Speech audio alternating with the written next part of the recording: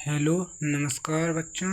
और आपके सामने आज लेकर आए हैं कक्षा 5 का पाठ 3 पंडित ईश्वर चंद्र विद्यासागर।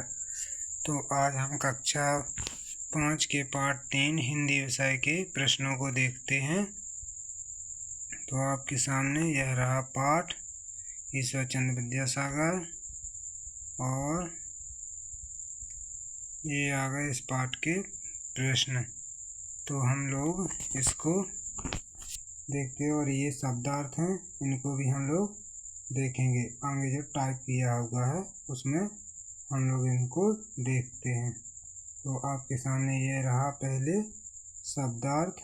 तो पहला शब्द है उत्सव। उत्सव का अर्थ होता है त्यौहार। परिश्रम का अर्थ मेहनत। हृदयंगम का अर्थ अच्छी तरह समझ लेना। अतिरिक्त का अर्थ अधिक और ग्रहणशीलता का सीखने की क्षमता। आजीविका को आजीविका भी कहते हैं और रोजी रोटी का साधन भी कहते हैं और इसे ही रोजगार भी कहते हैं।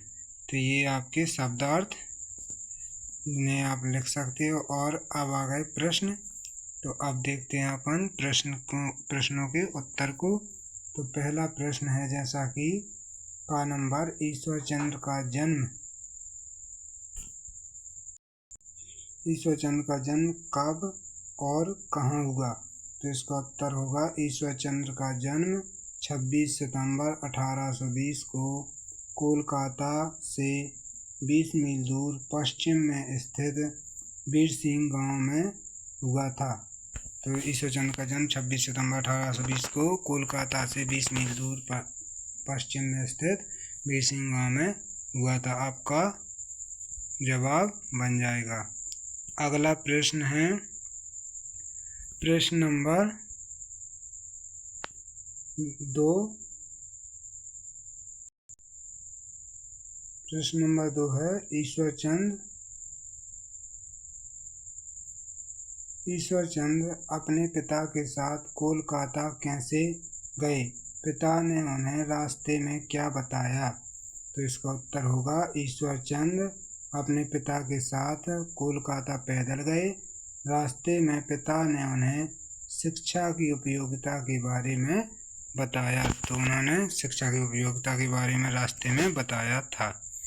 अगला प्रश्न नंबर गा। तो इसका प्रश्न है पाठशाला में अंग्रेजी अंक न सीखने पर भी ईश्वर चंद्र बिल कैसे जोड़ पाए।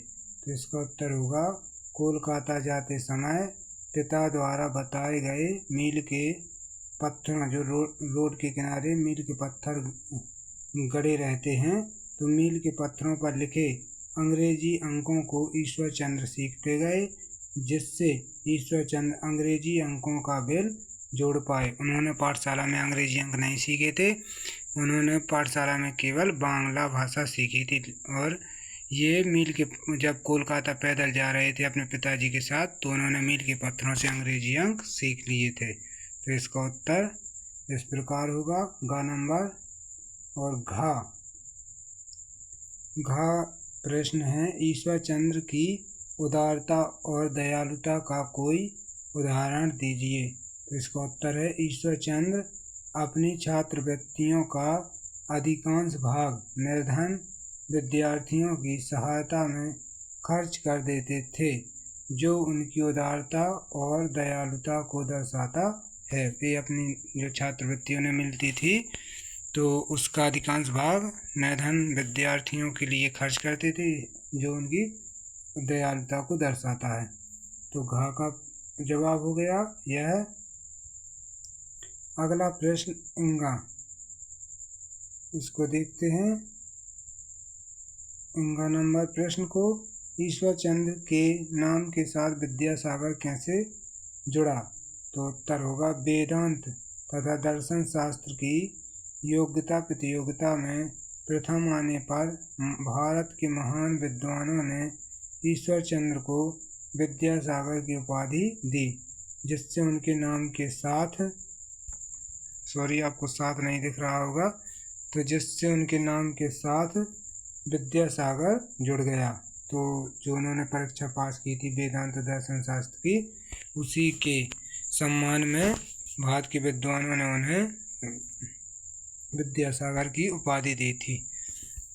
अगला प्रश्न, प्रश्न नंबर 4 लिखा है, ईश्वर चंद्र को सैकड़ों रुपए के नगद पुरस्कार किस लिए प्राप्त हुए? तो उसका प्रश्न का जवाब होगा कि वेदांत तथा दर्शन शास्त्र की योग्यता प्रतियोगिता में प्रथम आने पर ईश्वर चंद्र ने सैकड़ों रुपए के नगद पुरस्कार प्राप्त किए। तो एक ही जवाब का दो प्रश्नों का जवाब बन गया कि देखो, वेदांत दर्शन शास्त्र की प्रतियोगिता में प्रथम आने पर उन्हें विद्यासागर की उपाधि भी दी गई और वेदांत दर्शन शास्त्र की योग्यता प्रतियोगिता में प्रथम आने पर ही उन्हें सैकड़ों रुपए के नगद पुरस्कार भी प्राप्त हुए थे। तो दो प्रश्नों का एक ही जवाब है लगभग। आगे तो 4 का उत्तर यह हो जाएगा। 6 नंबर का प्रश्न है, ईश्वर चंद्र विद्यासागर के जीवन की किस घटना ने आपको सबसे अधिक प्रभावित किया और क्यों? तो इसका जवाब होगा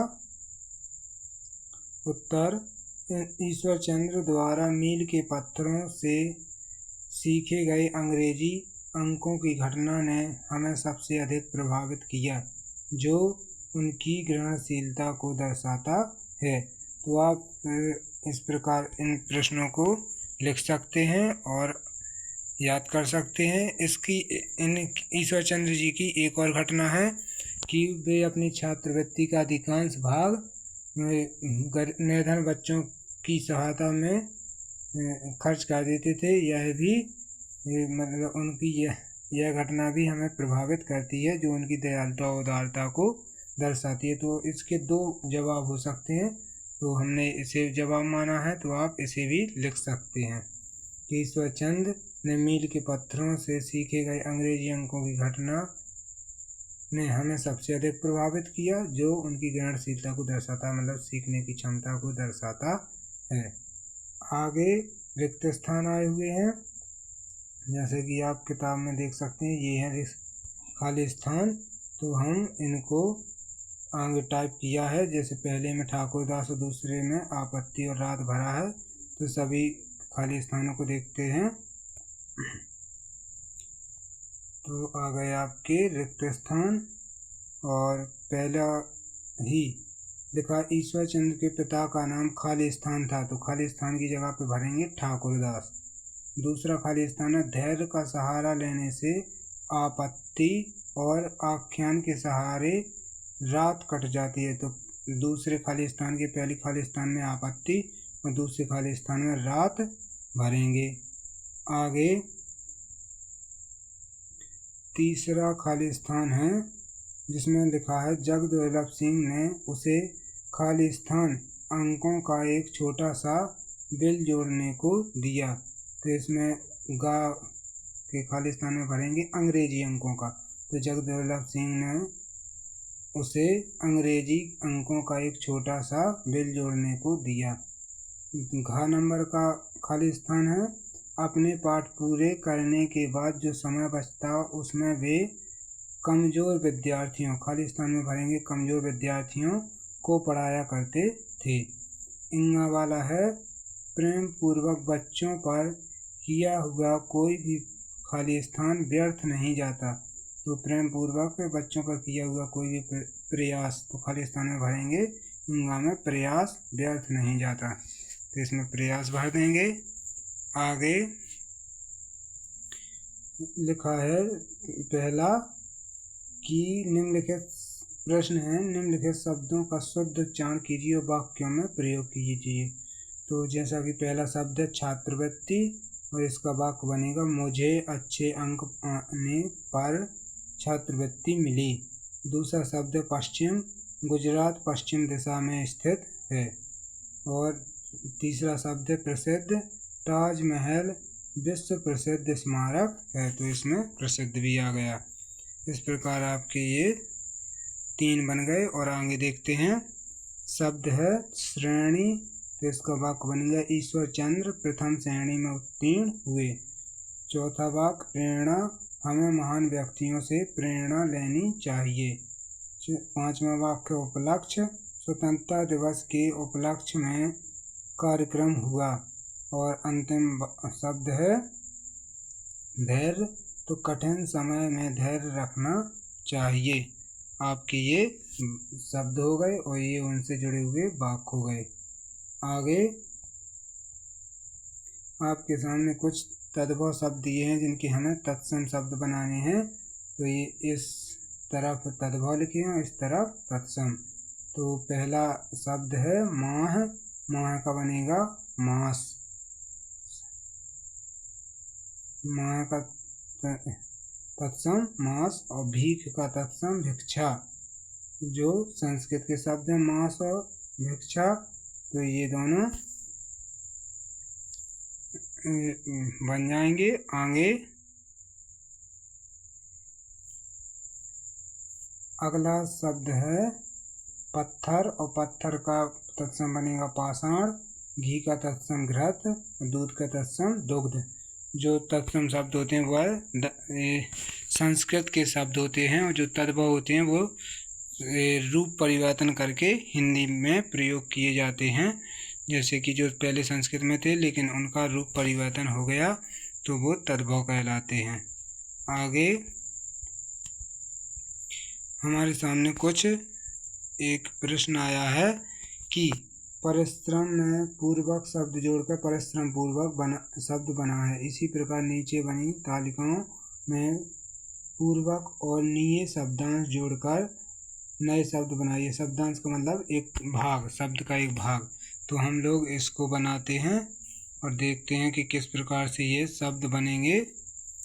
तो जैसे कि परिश्रम में पूर्वक जोड़ा तो परिश्रम पूर्वक, सरलता में पूर्वक जोड़ेंगे तो सरलता पूर्वक, विश्वास में पूर्वक जोड़ेंगे विश्वास पूर्वक, प्रेम में पूर्वक जोड़ेंगे प्रेम पूर्वक और उदारता में पूर्वक जोड़ेंगे तो उदारता पूर्वक। इस प्रकार से पूर्वक लगाकर नए शब्द बनेंगे। उल्लेख में नीये जोड़ेंगे तो उल्लेखनीय।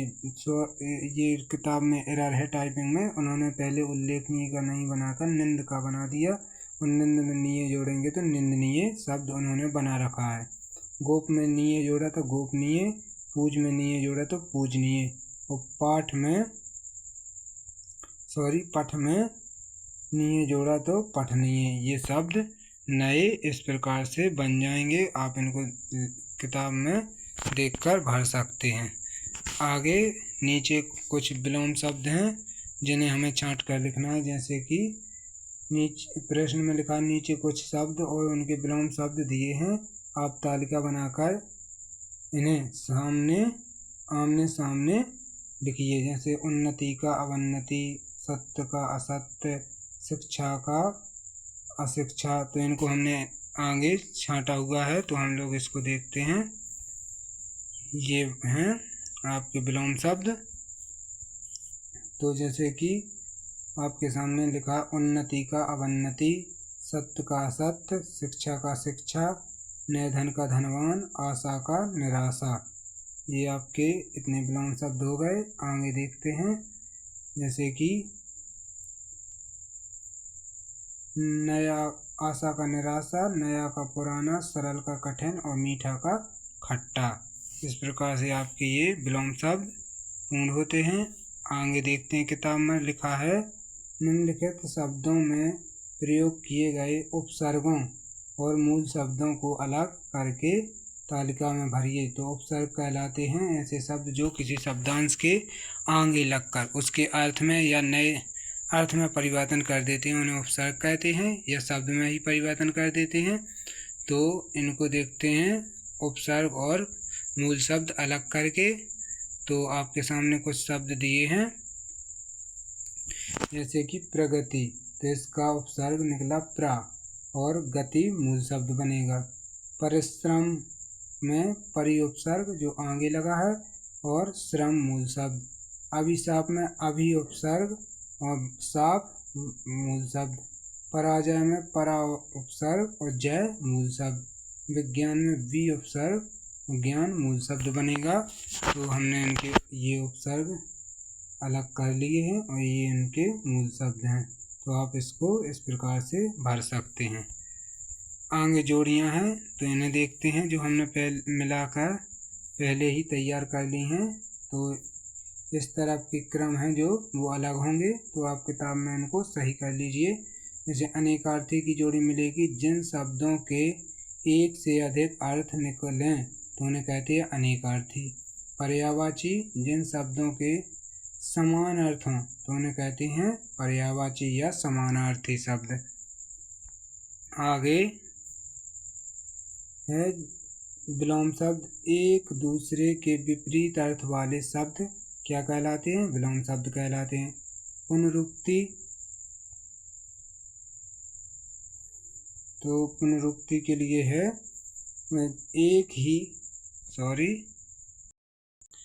पुनरुक्ति का होगा एक ही शब्द का दो बार आना, क्या कहलाता है? पुनरुक्ति कहलाता है। और जो सुनने में एक जैसे हों परंतु अर्थ भिन्न हों उन्हें भिन्नार्थक कहते हैं।